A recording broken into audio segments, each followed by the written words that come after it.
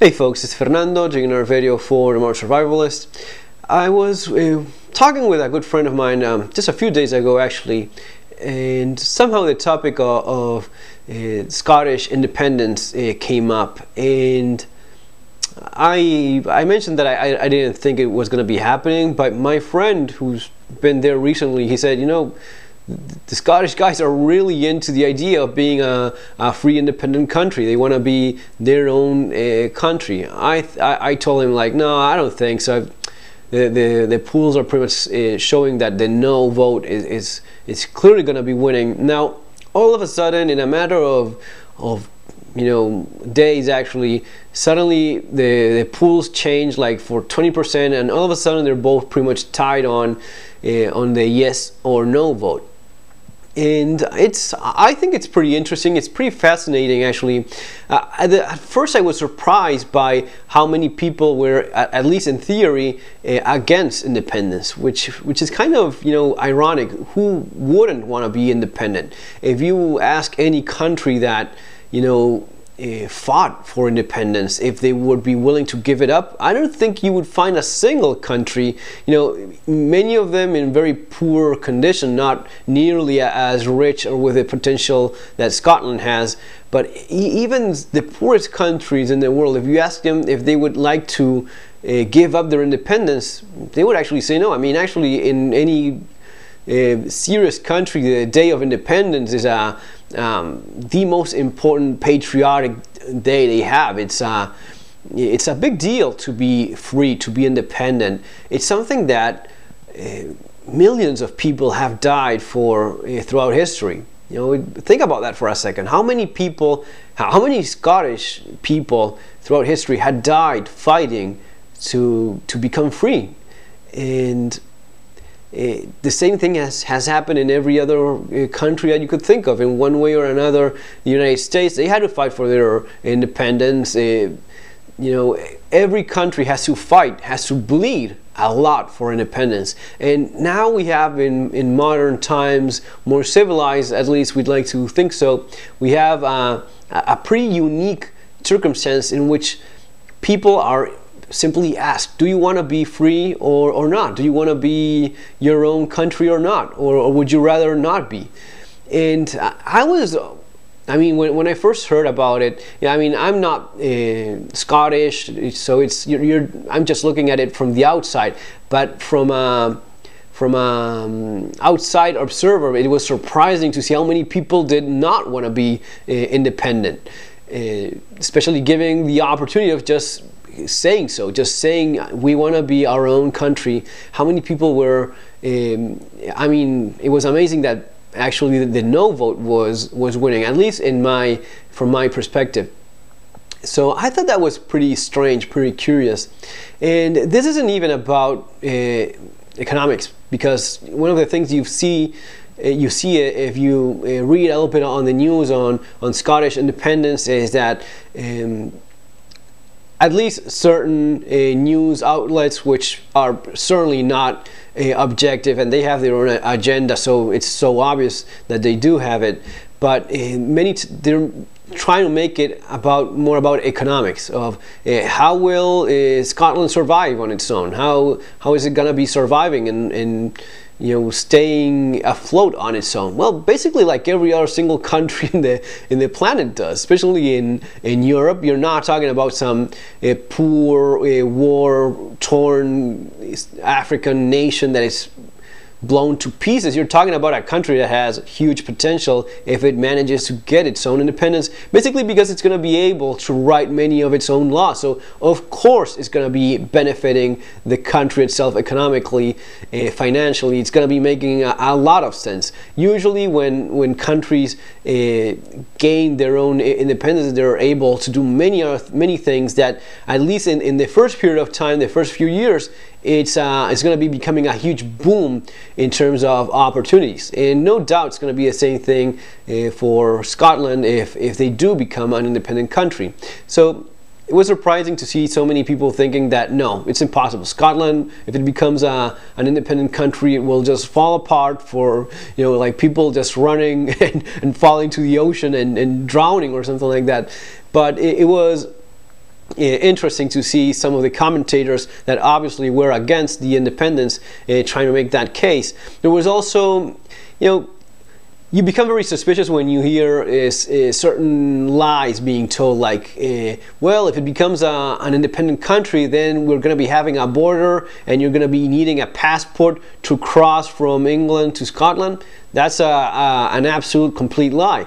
If you drive around European countries, if you go from Spain to France, there's no border, there's no nothing. You just keep on driving and all of a sudden you are in France. Sometimes you don't even realize it. And in fact, you have the perfect example in the United Kingdom itself, because if you look at Ireland, you have Northern Ireland, which is part of UK, and you have Republic of Ireland, which is a completely independent European country.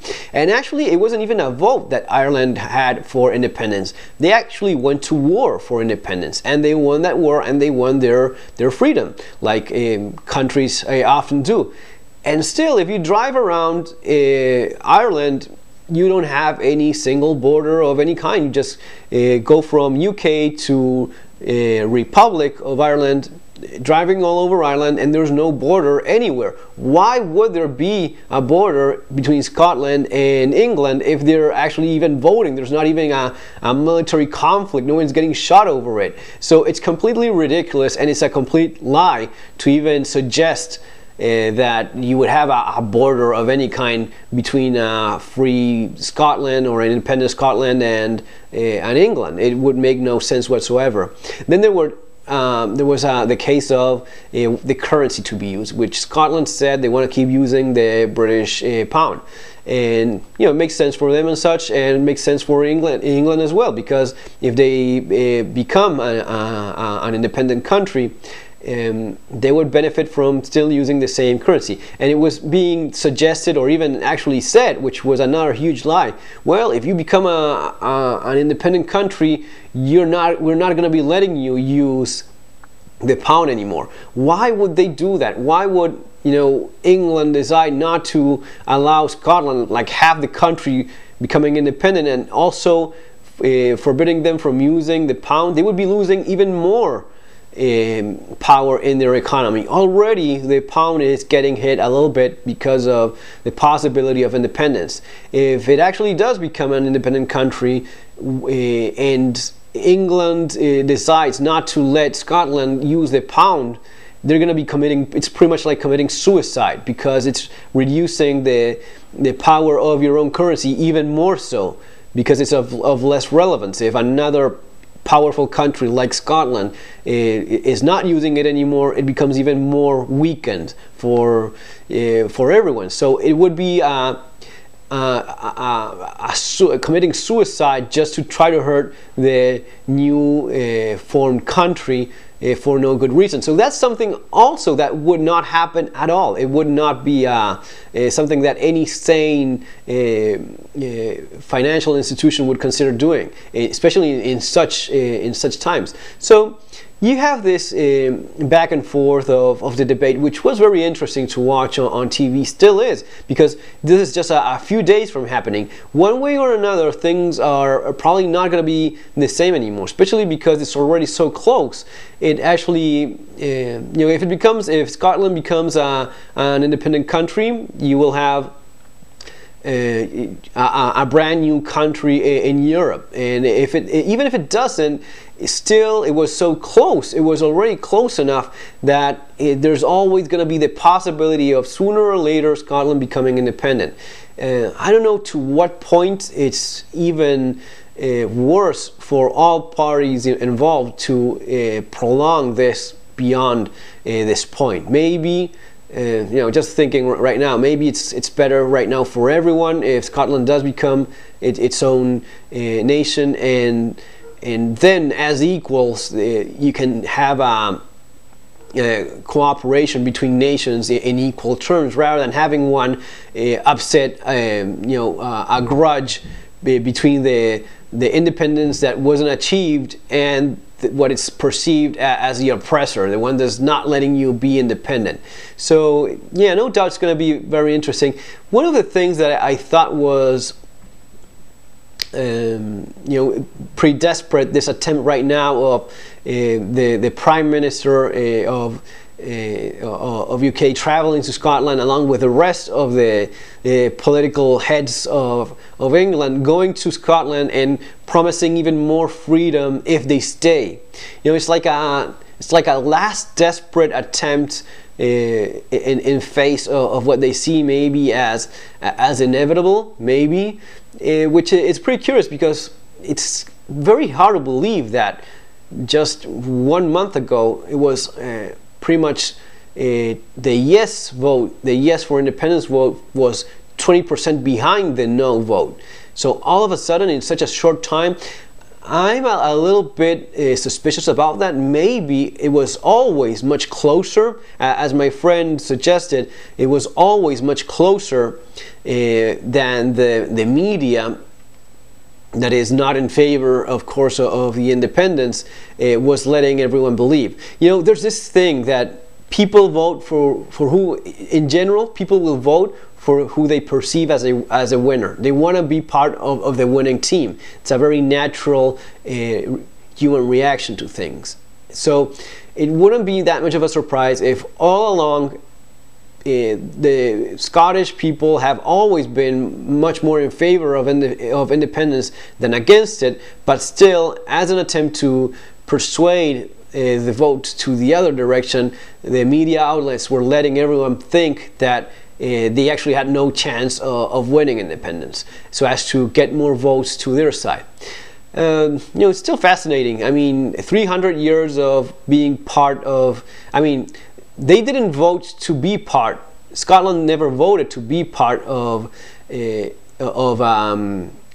United Kingdom. They actually had, 300 years ago, you were pretty much forced into, you were ruled, you were conquered, right? So now it comes a time in which you can actually, civilized people can say and express their opinions and their desires, and actually manage to do so. Of course, there's always these little things and all these little tricks politicians pull, but it's still fascinating. I mean, at the end of the day, if the people of Scotland vote for not being an independent country, well, then maybe, obviously in a democratic way, that would be what they feel is best for them. They're not comfortable with being independent. If they do vote for an independent Scotland, it would be a very interesting thing to see how, these are all things that will be taking time. It's not all of a sudden. But even if you ask people from the international community in general, many don't even know that Scotland was part of the United Kingdom. Many people around the world, Scotland has such a strong a culture of its own, has such a strong name of its own, in a way in which it's perceived by the rest of the world, that many didn't even know that it was part of a greater thing that was the United Kingdom. So it's it wouldn't be that much of a shock for people that maybe never even knew that England, Scotland, Northern Ireland and Wales was all part of the United Kingdom, and they thought that each of these were an independent country already. It's something that I've noticed from people that are not from UK. Not everyone knows exactly what the political and political situation is. So, yeah, I don't know. It's certainly interesting. I don't think, in terms of consequences of what could happen, anything bad, I think that for obvious reasons, the No campaign wants to keep everything under their own control. Of course, like if you have control, if you have power, no one likes giving it away. No one likes losing a chunk of their property, of their land. But in spite of that,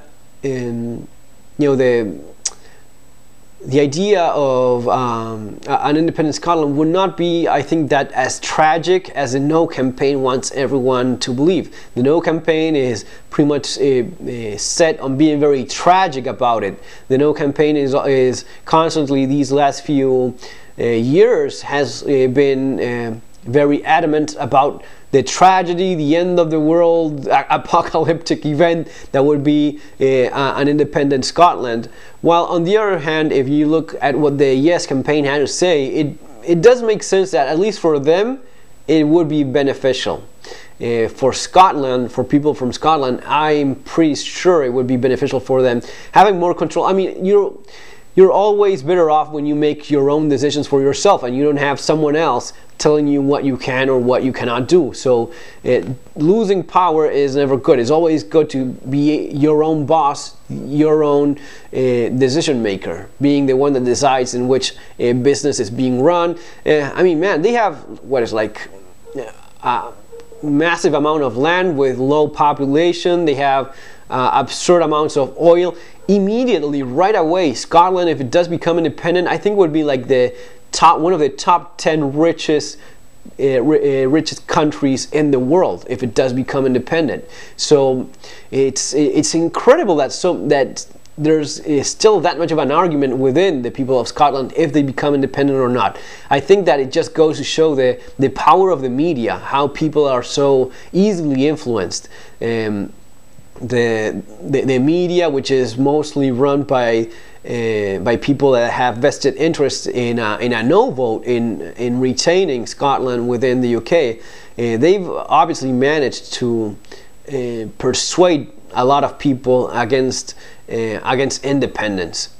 But you know, if they do manage to become an independent country, if Scotland becomes independent, it wouldn't be nearly as tragic in any way. I think it wouldn't be. I mean, for years, you probably wouldn't even notice much of a difference. Sure, the pound may drop a little bit more, understandably so, but as I said before, there's no chance in hell that even in a free independent Scotland that they wouldn't be allowed to use the pound. They will be allowed to use the pound and have the pound as their currency, and they will be very happy to do so, because if not, if Scotland does not, has to go to using the euro or some other currency, the pound is pretty much ended. So it wouldn't make any sense. So both countries still using the same currency, not having any borders of any kind, because there wouldn't be anyway,